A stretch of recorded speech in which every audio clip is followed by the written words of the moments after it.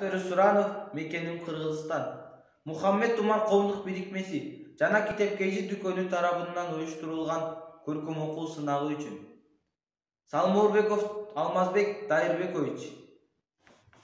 Жалал-Абад облусунун Каракөз шаарындагы Жолпунбай Тилөбердиев атындагы номер 2 жалпы билим берүү инновациялык мектебинин 8 классын окуучусу. Кыргыз жерин акыл сермеп карачы, чалкып жатат берекелүү талаасы, көк тиреген тоолорунун кырынан күндү тосуп чыгыш батыш арасы. Жашыл шибер жайлоолору жайкалат, гүлдөр аңкып, карагайлар кайкалап, кыргызымдын жүрөгүнөн жаралган шамал ырдайт мекен атын кайталап. Ысык көлүм, сары челек соң көл бар, жана дагы жаңгада бак суулар.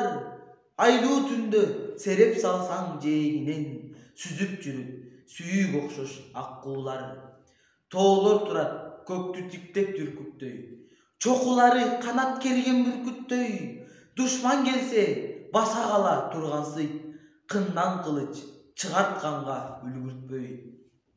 Ушул тоолор керегедей куралган, ала тоодон Алтай көздү суналган, кыргыз журтун кыргындардан сактаган, карт тарыхтуу улуу көчүн улаган. Кыргызым-о, намысың курч болоттой, канча кылым мамлекетиң жоготпой, канткен менен келген сүйүк мекенин, карегиндей кас душманын жолотпой. Болду заман мекенибиз гүлдөгөн, Манас баатыр ага теңдеш ким деген, Азиянын арыстаны аталган, айбатынан канча калктар сүрдөнгөн. Бар бол элим, бар бол ыйык мекеним, бар жагыңан арта берсин көркөмүң.